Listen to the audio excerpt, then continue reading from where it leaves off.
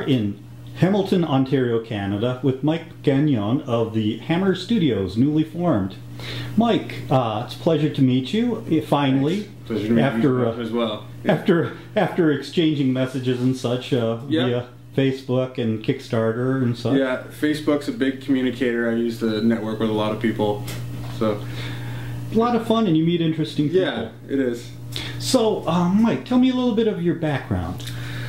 My background in comics, it goes back to about when I was 5 years old. My mom was dragging me around a mall shopping, and I was just bugging her for everything in sight. I wanted everything, and she broke down and got me a Superman comic to keep me quiet. And it was Adventures of Superman. I think it was either 67 or 87, written by Marv Wolfman. And I've still got it. It's all beat up and wrinkled, and something just clicked right away. I started making my own comics. Like at the age of 5, I started coming up with story ideas. I started tracing my comics and learning how to draw. My mom showed me, you warm up silly putty and press it on the pages and pull it off, and it'll actually take up some of the ink, and you can press it on blank paper and like transfer the images from the comic. So like just really always been into that kind of stuff. And I've been doing it ever since. I've been drawing and coming up with my own characters and stories. That was kind of like right away something clicked, and I knew that was what I wanted to do. Oh, since 5 years old? Yeah. Very cool. What was your first book? My first comic book that I self-published myself was called The Unforgiven. And I know there was a Marvel comic that came out that was a one-shot that was called The Unforgiven. It came out 2 years after mine. Really? Yeah, but anyways, it was about another race of humanoids that were hidden within society, that were gray-skinned, and they lived in the shadows. And some of them were mutated. The mutated ones tended to be the bad guys, you know, like they had bat wings and stuff like that. Very cool. And looking back at it now, I mean, my artwork has progressed incredibly. My storytelling has progressed a lot.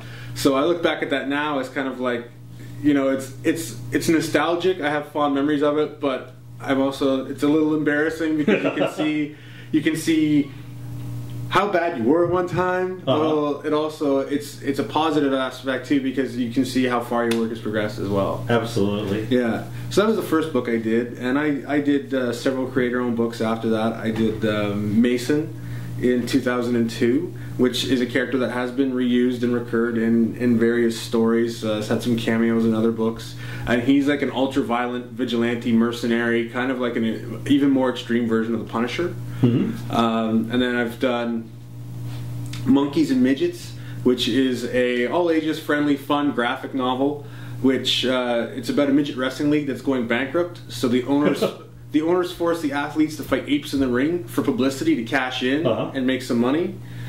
And you can actually still get copies of that online. I just recently reprinted some. Very cool.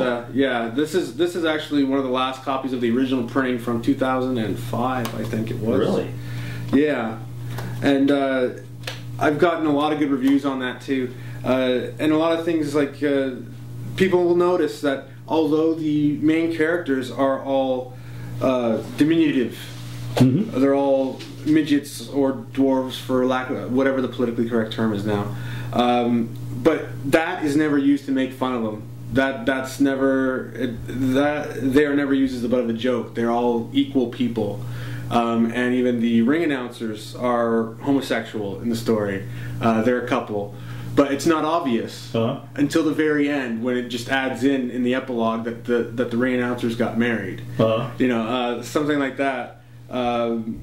Again, they're never used. They are slapstick. They are a slapstick aspect of the story, but they're never treated differently or made fun of for their differences. The story celebrates the differences between people as opposed to alienating them for them. Right. Yeah. Right. Very cool. Yeah. What about when I mentioned your name to my brother, who owns two comic shops? Yeah. He immediately mentioned the Classics Illustrated. Okay. Go ahead. No, I was going to say, tell me about that. Okay. How did you get into that? The way that started was I was actually working for some writing work because I do writing, illustration, and colors. And I had contacted Jack Lake Productions, who is a publisher out of Toronto that's publishing the reprints of Classics Illustrated. And they have new content inside the front covers, which wasn't in the original printings, the inside parts. Right here. So I contacted them to find out if they needed a writer for inside cover content. And Jack Jarvie, the publisher, he said, no, I don't need writers, but I do need colorists. Have you ever done colors before? And at that time I had started coloring Monkeys and Midgets as a color version myself and learning how to do that. And I'd also done colors for a couple other small press books. So I said, well, I've done small press colors and self-published colors. So, like, do you think that would be good? Because I'll take it. Work, yes. Yeah, work is good. Yeah. So he said, you know, do a couple test pages for me, and I did those, and that was actually the splash page from Ben-Hur. Oh wow! And that was your first. Yeah, that was my first. You're actually bringing it out of focus because it was focused back on you. Sorry. But anyways, yeah. So. That was my test page, was the splash page for Ben-Hur. And he liked it, so he gave me the rest of the book to do. And that was the first Classics Illustrated publication that I worked on. Since then, I've done Davy Crockett, Abraham Lincoln, Benjamin Franklin, the Oregon Trail, the illustrated story of pirates, and the illustrated history of the Royal Canadian Mounted Police. Those are the ones I can remember off the top of my head. Awesome. But yeah, and they tend to give me a lot of the more biographical ones as opposed to the classic literature ones, which are the majority of the series. Right. And it's a learning experience every time I work on one of these because I learn things about true historical figures that I did not know before. Like, you know, Benjamin Franklin created the newspaper comic strip and advertising, you know. Really? Yeah. Abraham Lincoln was a wrestler before he got into politics. Yeah. You know, you don't find out these things from most biographical, you know, overviews of these figures. Right. His first political speeches were given after wrestling matches that he arranged to get people out, and then he would speak after the match. Because what better way to get people to come out than a wrestling match, right? Right. So stuff like that, and the illustrated story of pirates. Which is right here and available now. Excellent. I didn't know Captain Morgan was a real guy until I worked on that book. I didn't know he was a real pirate. I just knew him from like the rum bottle. But I had no idea that he was a real guy until I worked on that book. So that was just, I mean, every time I do one of the Classics Illustrated stories, it's always a learning experience. And it's also really reaffirming for my own personal work because some of them I just do colors on, some of them I do art restoration where I actually digitally restore all the inks and then do new colors. Oh wow. And it's reassuring as a younger, newer comic creator. I put that in quotes because now there are so many newer, younger people than me. I've been doing it for about 12 years. But I'm still, you know, relatively low. I'm only 30, so I started, you know, my first comic I was still in high school. Still wet behind the ears.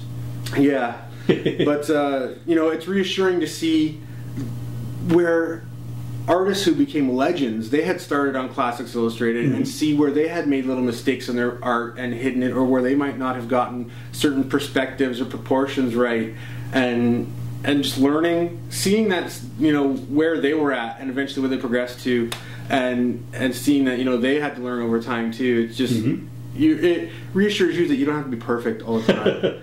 Because that's one of the biggest challenges that I have and a lot of artists have is if there's a minor imperfection in the art, you know, we get upset. We get upset and it takes you forever to finish something if you try and make it perfect. Right. Nothing's ever perfect. A lot of times it's all about the secrets of covering up your mistakes. The Watergate of art. Yeah. Covering exactly. So, what do you have going now? Right now, I've got, I do HeroWise, which is, I manage the HeroWise branding service for X Company. They do unique branding where they take public personalities, small business owners, corporate management teams, and they actually create superhero characters based on them, and based on their real life, their job, their hobbies, their interests, and turn them into the superhero of their industry or their area of expertise, and they use that in their branding and marketing to promote themselves. Very cool. So I manage that. Also, I've got 2 graphic novels in the works right now that are going to come out later this year. The first one is Skidsville, which is a crime noir story. It takes place in Hamilton, where I live, and it's going to be black, white, and red. So it's not going to be full color. It's going to be black and white with the occasional red. Yeah, with like, it's a crime story. There's mafia involved. So there's other red objects as well. The main character often wears a vest that has red stripes on it, so that, you know, that's always going to stand out in every page. And it's actually based on my own wardrobe. I actually own that vest in real life. Oh, really? But it is not me. I want to clarify that, because when people ask me about it, because it is about a young man who's involved in organized crime, and his girlfriend's father is a mob boss. And people are like, oh, is it based on you? Is it based on real life? No, it's not. The character's much younger than me. We're not alike. And your girlfriend's not a mafia daughter. No, the exact opposite, in fact. So she's a sweet redhead. Yeah, exactly. Now tell me, off your shoulder there's the TARDIS, and you've got the my Dalek. Yes, a Dalek. Pull the Dalek closer so people can see it. Just tilt a little. Oh yeah, there we go. You got the Dalek, the TARDIS. You aren't a Doctor Who fan, are you? Just a little. Just a little. And I keep the Dalek around because I know it's incredibly attractive. And yeah, it's hot. So I keep that here. It gets the girls crazy. Yeah, you wouldn't believe it. Oh, Mike, you said you had 2 graphic novels. Yes, the second one is called The Island of Dr. Morose, and it should be out this fall. And it is a twist on the Dr. Moreau story, where instead of an island full of animal people, it's an island full of zombies. And it's after the human race has recovered from the zombie apocalypse and rebuilt. And one scientist in Haiti has developed the ability to turn the zombies into slaves with cybernetic control collars. He turns an island off the coast of Haiti into a paradise for the wealthy, where the zombies do all the work. And inevitably, due to human arrogance, one of them gets free. And once one of them gets free, many get free and make more out of the wealthy inhabitants of the island. And the main characters are a team of journalists that have come from America to report on this scientific breakthrough back to the rest of the world, and they end up caught in the middle of this ridiculous bloodbath. Awesome. And your Kickstarter let people who would pay a certain amount to actually be a zombie? Yes, that was one of the bonuses to help with the fundraiser for the studio, is you could actually buy yourself a cameo as a zombie in the book, or there were also 2 spots where you could become a key zombie that had an effect on the storyline. So those were 2 of the options on the Kickstarter fundraiser, and those ones were actually popular. Yeah, I had to glom onto that one. Yeah. That sounds too cool to pass up. Yeah. So now tell me about your studio. The studio, it's here in Hamilton at 27 King William Street, underneath a pub and cafe called Homegrown Hamilton. And it's a space where I'm actually working out of now instead of working at home like I used to. And I have a work area in the corner where my drawing table, my art supplies are at, where my computer for my digital setup is normally at. It's a little messed up right now because we just had a big grand opening event and we had people signing comics and doing sketches and stuff. A bunch of my other friends who I've done comics with and friends I've made at conventions.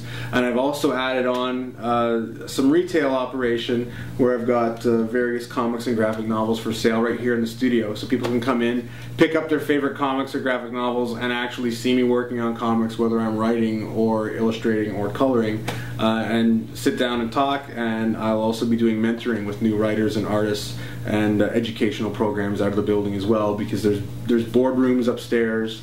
Very cool. Various opportunities that we're going to be pursuing. So what are in the plans for the future beyond this? Beyond this, it's going to be keep making comics, because that's really what I love to do. That's it. Keep exploring my own creative ideas. I've really tried to focus on my own creator-owned stuff this year. I, in the last couple of years, have been really heavily concentrating on client work for other publishers, which is great and it's rewarding, but I really wanted to get some of my own voice out again. So this year I've really been devoting a lot of time to my own creator-owned projects as well, like Skidsville and the Island of Dr. Morose and a few other ideas I have developing right now. Very cool. Yeah. I like to conclude my interviews with offering the kind of a weird question, but best way to sum it up is tell me something weird and wonderful about you or about your past or your plans that your fans would love to know that they wouldn't otherwise. Okay, one thing a lot of people don't know is that it doesn't happen overnight. I mean, people can say it, but they don't really get it unless they live it. I've been working in comics for 12 years, but it took me 10 years to get my first break into doing a job for Marvel Comics, which was writing on the official handbook of the Marvel Universe series. And I've done some bigger jobs since then, and I've worked for Dark Horse and stuff, but it really doesn't happen overnight. And I've been doing comics for 12 years, but along the way, I've had to work a lot of very different jobs that I did not enjoy. And so don't feel like you're not accomplishing anything if you're not doing it full time yet, because you do have to work your way up to it, and it does take a long time. And I've done everything from shoveling manure in barns to managing a pizza restaurant to working in convenience stores along the way, just to make ends meet, pay the bills, and give you enough time to actually continue working on your passion. So there's no shame in having a day job. And there's no shame in actually making sure you take care of your financial responsibilities while you're working towards your dream of doing comics full time.